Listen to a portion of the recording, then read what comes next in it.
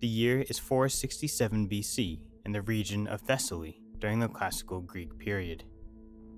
In the city-state of Larissa, a group of kids are playing Anacrosia in the middle of a Greek settlement as parents hustle and bustle this way and that. Soon, the sun will set, and Artemis will bear the moon across the starry night sky. As the light begins to fade, a mother becomes concerned that her children have yet to come back. They shouldn't be out so late, Lyra mutters to herself as she makes her way to the door. She heads out across the intersecting paths of the city to the usual spot the children play. She hears the kids' laughter get louder and louder as she walks closer to their destination. Suddenly, the laughter dies away and a scream tears through the night. Heart racing, the mother races down the dirt street to find kids screaming and running into the night. "Chloe! Ajax!" she calls, desperately searching for her two children. "Here, mother! We're over here!" She turns to see Chloe and Ajax running toward her with fear in their eyes. "What happened?" she asks as she hugs them close. We were playing Anacrosia and the ball went off into one of the alleys," Chloe replies. "Castor went to fetch it, but never returned. We went to see what was going on, and Castor—" "It was a jackalware," Ajax interjects, "and it took Castor."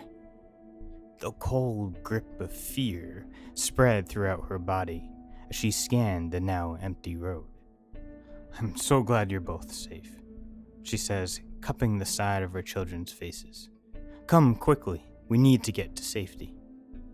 As she quickly rushes the children back home, Lyra can only think of one idea, turning over and over in her mind.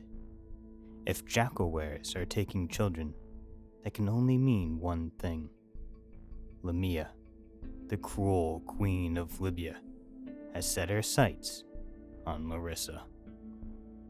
The Lamia found in Greek mythology is featured in many modern media, including anime, video games, card games, and books. In the world of Dungeons & Dragons, the Lamia has been around since the first edition. Over the decades, the Lamia has changed form and stats until we find ourselves in the 2014 Monster Manual. In this Monster Spotlight, we will be taking a closer look at the Lamia, its lore, its ecology, biology, and the real history of the Lamia found in Greek and Roman mythology. With all this information put together, we can create an immersive encounter that will be sung in the taverns for centuries to come. Let's open up the 2014 5e Monster Manual to build our foundation before we add those juicy details that really makes the Lamia come to life. Taking a look at the lore, we read, "Ruined desert cities and the tombs of forgotten monarchs make perfect lairs for the wicked Lamias. These decadent monsters take what has been forgotten and make it the seat of their hedonistic rule, surrounding themselves with sycophants. Lamias rely on jackalwares to perform various tasks, sending them across the waste to capture slaves or steal treasures from caravans, encampments, or villages concealed by the Lamia's magic as they attack. The Lamia has a beautiful humanoid upper body that merges into a powerful four-legged leonine form. Its vicious black claws speak to its predatory nature, as it does its hunger for torture and humanoid flesh. Tyrants of pleasure. Lamias adorn their crumbling havens with finery stolen from passing caravans, then use magic to further accentuate their lairs, masking decay with illusion.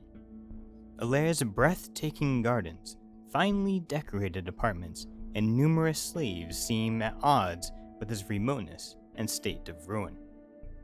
Using its intoxicating touch, a Lamia weakens the minds of its enemies, making them more susceptible to its enchantment spells and turning them into its slaves.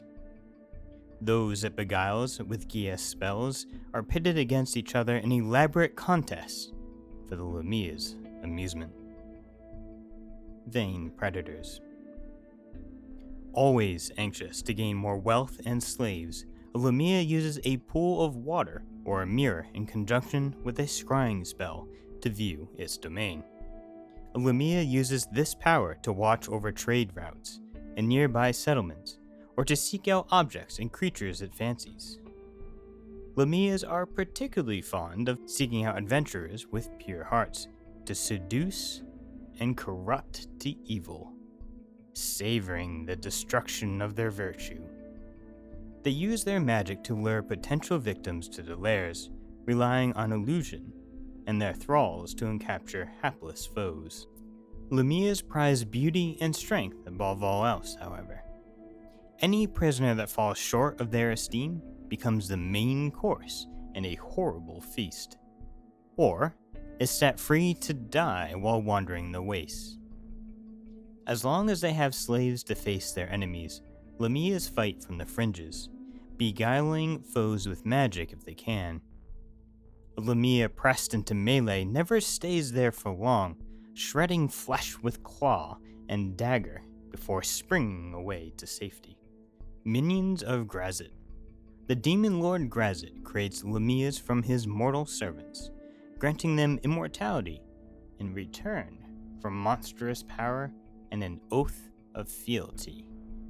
With great power comes great responsibility.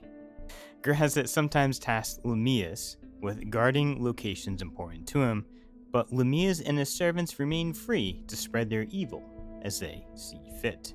I will note here that Lamias can also be Lame in some texts. Taking a look at the monster sheet, the stats are pretty spread about here. You can notice that the charisma is high, the wisdom is high, the strength is high, and the rest, kind of fall in the middle there, with constitution pretty big as well. This is a well-rounded creature for sure. The Lamia is a large monstrosity with an alignment of chaotic evil. Armor class of 13, this is natural armor. Hit points 97, it's not bad, it's pretty high. Speed of 30. These skills as deception, insight, and stealth, which makes sense. This is a very beguiling kind of creature, one that tricks people and creatures into doing what it wants. Senses dark vision of 60 feet and passive perception of 12. Seems like almost every monster in the monster manual has a dark vision. Languages, abyssal and common. That has changed through the year. Challenge rating of 4. Taking a look at the abilities, we have innate spellcasting. Very nice. The Lamia's innate spellcasting ability is Charisma, spell saving DC of 13. This makes sense. It can innately cast the following spells requiring no material components. Nice. At will, disguise self, any humanoid form, major image. 3 times per day each, charm person, mirror image, scrying, and suggestion. And once per day, Gia. So these are very tricky, deceptive spells in order to capture humanoids and humans and monsters to do their own bidding. For actions, we have multi-attack. The Lamia makes 2 attacks, one with his claws and one with his dagger, or intoxicating touch. Claws, melee attack, plus 5 to hit, reach of 5 feet, 1 target, hit, 14, 2d10 plus 3, slashing damage. Dagger, melee weapon attack, plus 5 to hit, reach of 5 feet, 1 target, hit, 5, 1d4 plus 3, piercing damage. And this one's very interesting. Intoxicating touch, melee spell attack, plus 5 to hit, reach of 5 feet, 1 creature. Hit. The target is magically cursed for 1 hour. Until the curse ends, the target has disadvantage on wisdom saving throws and all ability checks. This is a really cool ability that has some history to it. It is very central to the idea of the Lamia. In the older editions, it was a draining wisdom touch, and it had to be direct contact. It couldn't be through armor or clothes or anything like that. It slowly drained the wisdom points away from a player, which I thought was pretty sweet. But kind of reading through it and seeing like the pros and cons of that idea, it seemed like it would just take too long and was logistically pretty impractical, so it was changed to this intoxicating touch. But you can probably finagle something if you want that idea back of that draining touch. You can finagle something, but practically this is probably the easiest way to do it. But still, a really cool idea, and I love this. It really brings out the Lamia and gives it a little bit more extra finesse, if you will. One of my favorite parts about doing these monster spotlights is seeing where they originally came from. Some are D&D originals, but a lot of creatures that we find in the D&D universe, and even across all fantasy media, actually come from history in all different regions of the world. The Lamia is mainly taken from Greek and Roman mythology, but as we will see, it changes throughout the centuries. As I read through the origin of the Lamia, try to think of ways to combine what we just read together in the monster manual with the historical origins. I believe it helps to add a level of immersion to our encounters, making things seem a bit more real. If nothing else, it's fascinating to hear all these monsters from different time periods, cultures, and beliefs. Alright, here we go. The story of the Lamia spans centuries and can change depending on the source and the time period. In early Greek mythology, the Lamia was Queen Lamia of Libya, a woman whose beauty surpassed all others, a common theme among Greek mythology. Zeus, always on the prowl for a young woman in the realm of mortals, casts his eyes upon her. Struck by her beauty, Zeus seduces Lamia, and children are born unto them. Hera, Zeus's wife, finds out about the affair and curses Queen Lamia, causing her to kill almost all of her children. Oof, yikes. This is very similar to what happens to Heracles when Hera finds out about his birth. She struck him with madness that led him to killing his own family. In his despair, he seeks repentance for what he has done, and the story of Hercules' 12 labors begins. If you haven't heard of Hercules' 12 labors before, you may have seen it in the 1997 Hercules Disney animated movie, though it skips a few, and I also cover it very, very briefly in the Cerberus YouTube video that I did, since the 12th labor is Hercules going down and meeting Cerberus, and he has to bring Cerberus back up to the surface. Back to the story at hand, in some retellings, Hera kidnaps or kills the children herself. Hera is said to also inflict insomnia upon Queen Lamia, never allowing her to sleep away the pain. That is absolutely brutal. Zeus, in a weird way of compassion and problem solving, gives Queen Lamia the ability to pop out her eyeballs and see prophecies. Thanks, Zeus. Consumed by grief, resentment, madness, and envy, Queen Lamia steals children from other mothers, consuming them in the middle of the night. Due to the monstrous acts of Queen Lamia, her visage changes over time, from a beautiful woman who rules Libya to a human marred with distorted features and beastly characteristics. Just as a quick aside that'll help us understand this, a rationalized version of a myth is one that turns myths into historical legends. So you reinterpret them with historical events or people, so trying to bring history about and how does this fit into history? In this case, it's a little bit confusing because you have Lamia is the queen of Libya in the Greek and Roman mythology, and in the rationalized retelling that Diodorus does, she is the queen of Libya again. However, in this case, think more literally a queen of Libya, like a cruel queen, which we'll get to in one sec, rather than a queen of Libya where there's also gods and goddesses coming into play here. So on that note, with Diodorus's rationalized retelling, you have Lamia is a queen of Libya who had lost her children. We don't know why or how. Envious of other mothers, she ordered the abduction and murder of children so that they too could feel the pain that she felt. Her cruelty led to the murmurings and rumors across the land that she was in fact a child-eating monster. In most accounts, Queen Lamia never actually turns into half monster, but takes upon the traits of one, or characteristics of one.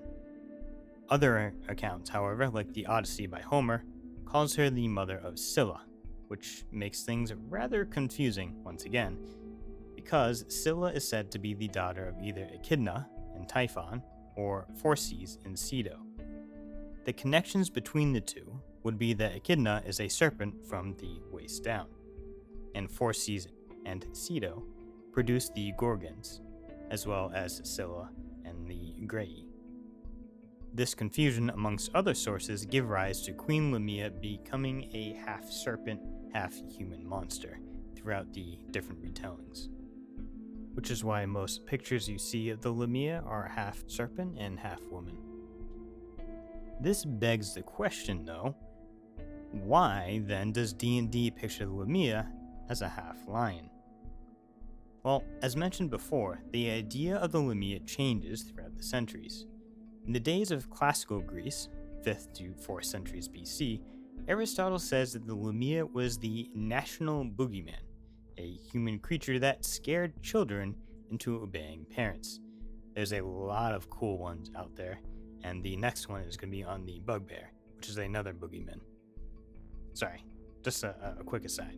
During the Hellenistic and Roman period, 300 BC to 300 AD, roughly, Lamia, or Lame, or Lamias, in its plural form, became a general term for a child-devouring demon similar to the Mormo and Impuza, which may have started ringing some bells for you if you're familiar with this.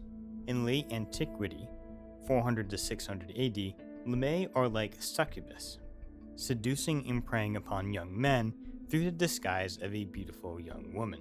This idea, amongst others, was a precursor to some vampire beliefs in the Slavic region. Once we hit the Byzantine and medieval era, from 700 to 1400 AD, Lame emerged as four-footed beasts, human females mixed with lion or wolf bodies and other monsters like harpies. I really like how D&D went heavy into the deceptive nature of the Lamia, giving it a lot of spells to disguise itself, just like the Lamia mythology. I think that is super cool. The lore of the Lamia is heavily made up to fit the D&D universe, which is perfectly fine. It's super creative in its own regard. In the little story that I had in the very beginning, I took the Queen of Libya from mythology, more the rationalized version. I was thinking of like the cruel Queen of Libya, then had her use the D&D lore of sending out the jackal-wares to come and take the children away. And then from there, you can take whatever creative side you want. Whether you want the Queen Lamia to actually be a human figure who's very cruel and the players are trying to take her out, or, behind the scenes, she is actually this half monster, half beast. Once you have all this information in your tool belt, you can take it and shape it and twist it into any way that you want and be really creative with it. The greed of the Lamia stated in the lore actually sort of reflects one of the stories told by Philostratus in his book The Life of Apollonius of Tyana, written sometime between 217 and 238 AD. In this story, a Lamia preys upon young men and uses the facade of a rich young woman. Apollonius, a Greek philosopher, saw through the disguise and protected young Menippus from being a tasty meal. Wealth and the trappings of delicacies were part of the apparition that the Lamia used to seduce Menippus, and actually, she says she was using them to fatten him up, to eat him. This vampire-like version of the Lamia seems to be the direction the Monster Manual was going with this one, instead of the baby-devouring monster from classical Greece, and the one that I used a little bit in the intro. Let's take a look at the ecology and biology of a Lamia. Taking this history and then mixing it with the lore from Dungeons & Dragons will really flesh out our use of the Lamia in our campaigns. To help with setting the scene for player interactions and scenarios, it is helpful to look at the biology and ecology of a Lamia.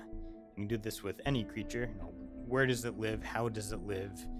When is it awake? When is it not awake? What does it eat? All these things can really bring this creature to life and help us set up a very interesting encounter and how it would normally act if this was a real-life creature. According to the Forgotten Realms wiki, which I highly recommend when you're trying to figure out the ecology and biology and social structure of any creature, it's very, very good for that.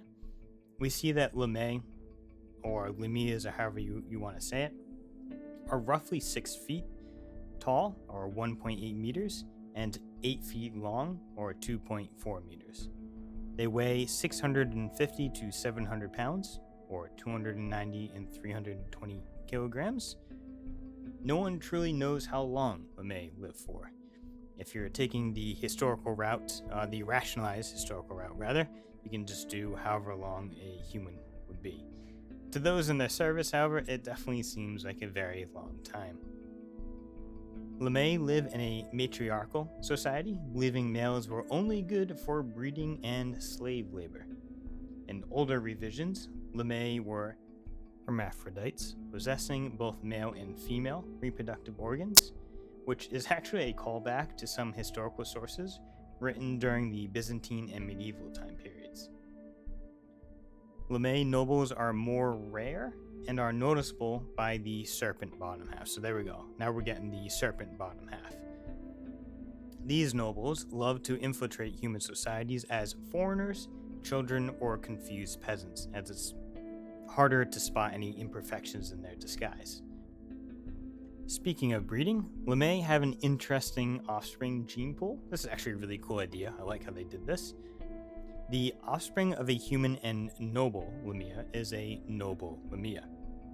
The offspring of two noble Lamias is a common Lamia. The lower half of a common Lamia is determined randomly at birth with a rough breakdown of 60% lion, 25% goat, and 15% deer or antelope. The offspring of a human and a Lamia is a Lamia, and the offspring of two Lamias is a Sayer. Sayers can be male or female, but cannot produce offspring. One thing that was mentioned in other supplements is changing the stats and actions of the Lamia depending on what second half they have. For example, a deer half is faster, while a lion half is stronger and can have a claw swipe attack. That is super cool. I think that is something that can be incorporated and is a lot of fun to mess around with. Lamia are found in temperate climates and deserts, underground layers, or ruins. It's said in the lore that they use the tombs of forgotten monarchs. I think somewhere else it also mentioned of different deities in the D&D realm, which is again a kind of cool callback to the Greek and Roman mythology, where Queen Lamia is cursed by Hera, and then there would be some resentment there. So that's a nice little callback if you wanted to do that. Most Lamia will not venture far from their eccentric lairs, as their allies, the Jackalwares, or their slaves, do their bidding. So that is something to think about when you're using Lamia in your campaigns, whether you want the Lamia to do a lot of the work, like disguise and want to kind of like sneaking and stalking around, or have the Lamia stay back and let everyone else, the slaves, the servants, the Jackalwares, like all the allies and whatnot, to do all the bidding for them. If they find themselves in combat, or when they find themselves in combat, Lamia do not stay still for long, preferring to kill 3,000 cuts with a dagger or claw. So they kind of jump back out of the way. So they'll get in, do some damage, and jump back out. Noble Lamia can use magic, and the males in particular like to use swords as well. Despite their use of magic, nobles cannot create or transcribe their own spell books. So wizards are highly prized and are respected. That can be played with, as that's a really cool golden nugget for us there. Whether Lamia decides to take children like in earlier tellings or seduce adults is up to the DM. The many different retellings of Lamia allow for creativity and versatility, while still maintaining a narrative true to the original. Will the Lamia be Queen of Libya, waiting for a party of heroes to end her cruel reign? A noble, hiding in plain sight, that is very interested in the gear your players are wearing, or maybe even the players themselves. the mysterious monster behind missing children across the region. Whatever story you create, I hope this monster spotlight helps improve any encounter involving the Lamia. Thank you for watching and or listening. Like and subscribe if you're inclined to do so.